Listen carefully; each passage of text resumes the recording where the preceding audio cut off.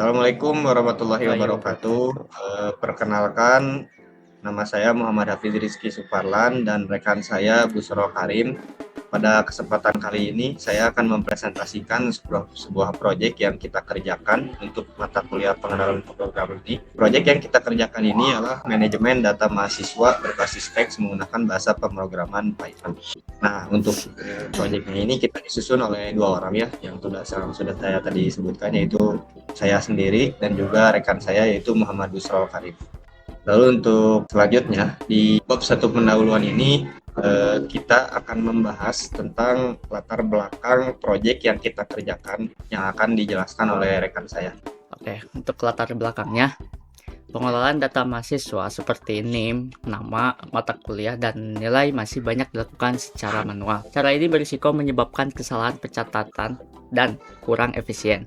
Oleh karena itu, kami mengangkat permasalahan ini dan membuat sebuah program berbasis Python untuk membantu pengelolaan data mahasiswa secara lebih terstruktur dan efisien. Untuk rumusan masalahnya, berdasarkan latar belakang tersebut, terdapat beberapa permasalahan utama, yaitu bagaimana mengelola data mahasiswa secara terstruktur, menerapkan logika pemrograman Python, serta menyimpan data menggunakan file agar dapat diakses kembali. Tujuan dari pembuatan program ini adalah untuk membuat aplikasi sederhana berbasis teks menggunakan Python yang dapat mengelola data mahasiswa, sekaligus menerapkan konsep dasar pemrograman yang telah dipelajari selama perkuliahan. Dengan adanya latar belakang ini, perumusan permasalahan dan tujuan, maka dikembangkannya pengelolaan data mahasiswa berbasis teks Python yang akan dijelaskan pada bab selanjutnya. Pada studi kasus kali ini, kami akan membahas sebuah program manajemen data mahasiswa berbasis teks ini gitu. Nah, diantaranya untuk proyek yang kita kerjakan atau program yang sedang kita kerjakan atau sudah, ini yang pertama itu ada mengelola data mahasiswa seperti NIM, nama, mata kuliah, kode mata kuliah, jumlah SKS, dan juga nilai. Nah, untuk fitur-fiturnya sendiri, di sini ada berupa diantaranya yaitu tambah data, untuk menambahkan sebuah data, tampil data juga ada, dan update, cari, dan hapus data mahasiswa. Data ini disimpan menggunakan struktur data list dan dictionary, dan juga dilengkapi file handling untuk menyimpan data ke dalam file text yang nantinya agar users bisa mengakses kembali, dan tentunya juga datanya jelas dan tidak hilang. Jadi dia tersimpan di dalam sebuah file text. Nah, lalu untuk programnya ini dijalankan melalui terminal penuh berbasis teks. Nah, untuk selanjutnya kita akan membahas sebuah desain sistem atau alur kerja program dari proyek yang kita kerjakan yang akan dijelaskan oleh rekan saya bab 3 ini.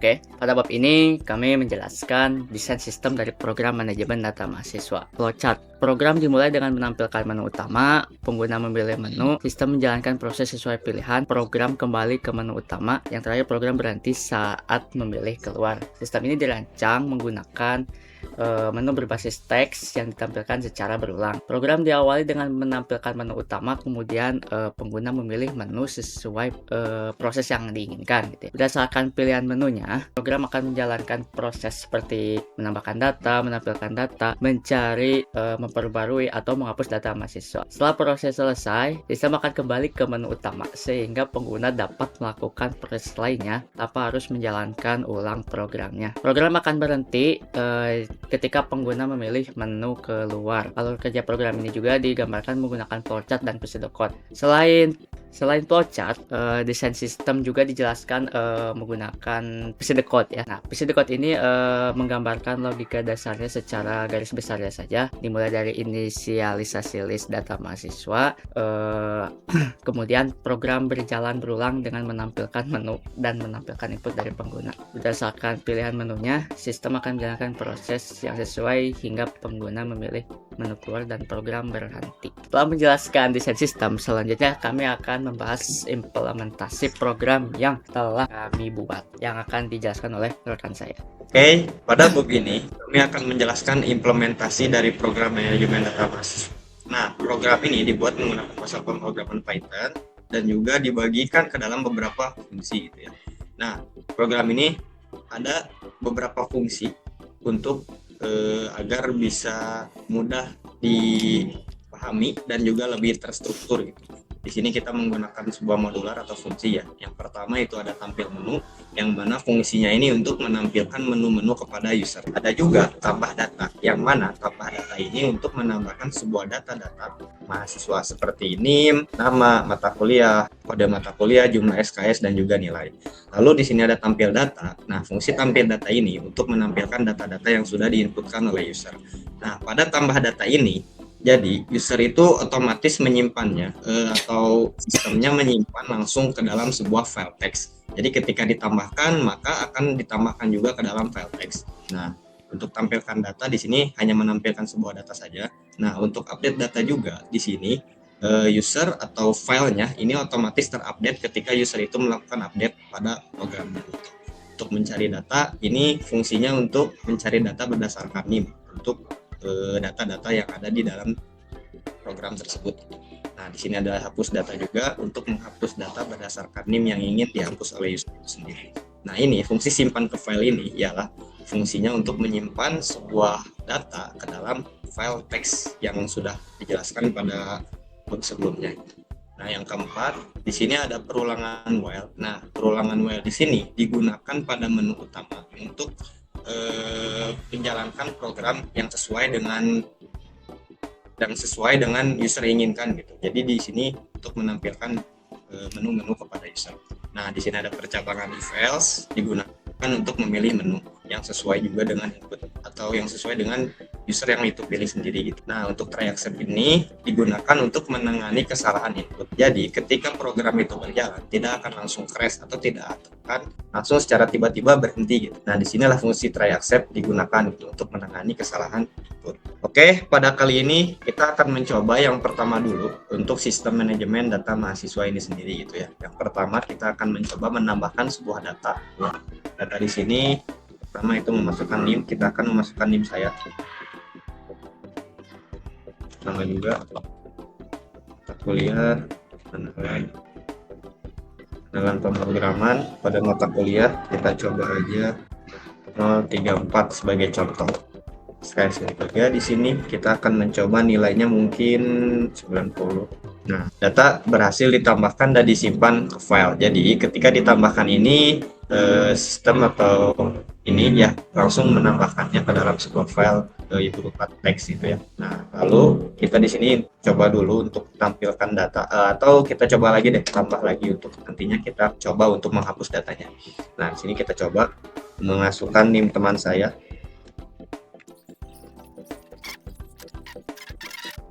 Nah, di sini sudah berhasil juga ditambahkan dan kita lihat di sini juga langsung membuatkan sebuah file txt-nya gitu ya. Nah, di sini ada data-data yang tadinya oleh user diinputkan dan di sini pun tidak ada bedanya. Ketika ditampilkan ya, maka akan sama seperti yang ada di data txt ini, data mahasiswa txt. Kita coba update. Contoh saya ingin mengupdate NIM saya. Nah, ini ketika kita menginputkan NIM, maka data lamanya ini akan dicantumkan juga gitu. Nah, kita langsung menginputkan NIM baru. Contoh, saya akan menginputkan NIM 045.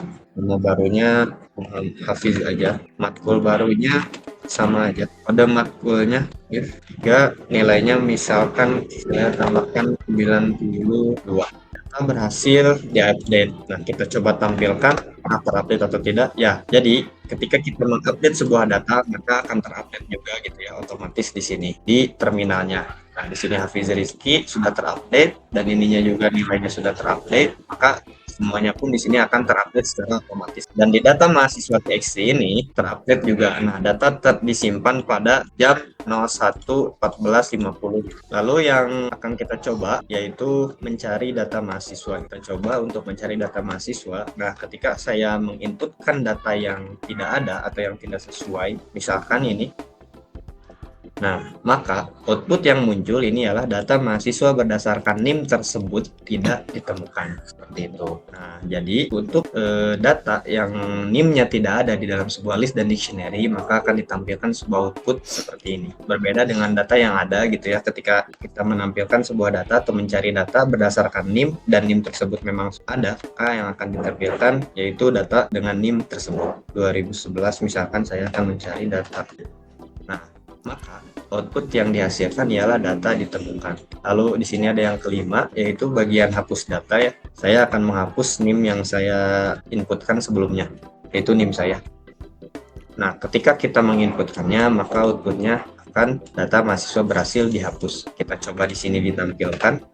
Nah, maka yang akan tampil hanya satu data saja, karena data yang sebelumnya yang sempat diinputkan itu dihapus. Nah, di sini sudah otomatis terupdate juga ya.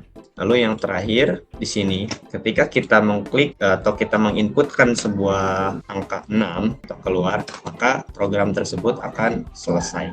Lalu selanjutnya kami akan membahas juga hasil dan pembahasan terkait dengan program yang sudah kita kerjakan atau yang sudah kita testing tadi gitu ya. Oke, yang selanjutnya yang akan dijelaskan oleh rekan saya. Berdasarkan hasil pengujian yang telah kita lakukan, program manajemen mahasiswa berjalan sesuai dengan perancangan gitu ya. Seluruh menu yang ditampilkan berjalan dengan baik seperti tambah data mahasiswa, tampilkan data mahasiswa, sampai penghapusan data mahasiswa. Penggunaan struktur data list dan dictionary memudahkan kita untuk memproses pengelolaan data dan juga penyimpanan data gitu. Juga di sini kita menggunakan program Tray Escape agar si program itu berjalan dengan baik ketika kita salah menginputkan gitu. Dan selain itu juga kita berhasil menggunakan fitur file handling yang mana bisa menyimpan data mahasiswa ke dalam file teks setiap kali terjadi perubahan data. Berdasarkan hasil dan dari pembahasan tersebut, selanjutnya rekan saya akan menyampaikan kesimpulan yang program yang telah kami buat. Oke. Nah, sini kesimpulan dari program yang kita buat ialah berdasarkan hasil pembuatan dan pengujian program dapat disimpulkan bahwa program manajemen data mahasiswa berhasil dibuat dan dapat digunakan untuk mengelola data mahasiswa melalui menu berbasis teks. Nah, program ini juga menunjukkan bahwa konsep dasar pemrograman Python seperti percabangan, perulangan, struktur data, penggunaan fungsi, dan juga penanganan kesalahan atau try except yang tadi kita sudah jelaskan, serta file handling dapat diterapkan dalam sebuah program sederhana. Meskipun program yang dibuat masih memiliki keterbatasan, program ini sudah memenuhi tujuan sebagai tugas ujian akhir semester dan masih dapat dikembangkan lebih lanjut di masa mendatang. Nah, mungkin yang kita paparkan di presentasi kali ini terkait proyek yang kita kerjakan ini. Sebagai penutup, kami menyadari bahwa program manajemen data mahasiswa yang kami buat kita masih memiliki keterbatasan baik dari segi fitur maupun tampilan. Namun demikian, program ini telah memenuhi tujuan pembelajaran pada mata kuliah pengenalan pemrograman dan berhasil juga menerapkan konsep dasar pemrograman Python yang telah dipelajari selama 1 semester. Sebagai penutup, kami menyadari bahwa program manajemen data mahasiswa yang kami buat masih memiliki keterbatasan baik dari segi fitur maupun tampilan. Namun demikian, program ini telah memenuhi tujuan pembelajaran pada mata kuliah pengenalan pemrograman dan berhasil menerapkan konsep dasar pemrograman Python yang telah dipelajari selama 1 semester ini. Kami berharap program ini dapat menjadi dasar untuk pengembangan lebih lanjut di masa mendatang. Atas perhatian Ibu Taksina selaku dosen pengampu mata kuliah pengenalan pemrograman, kami ucapkan terima kasih banyak. Wassalamualaikum warahmatullahi wabarakatuh.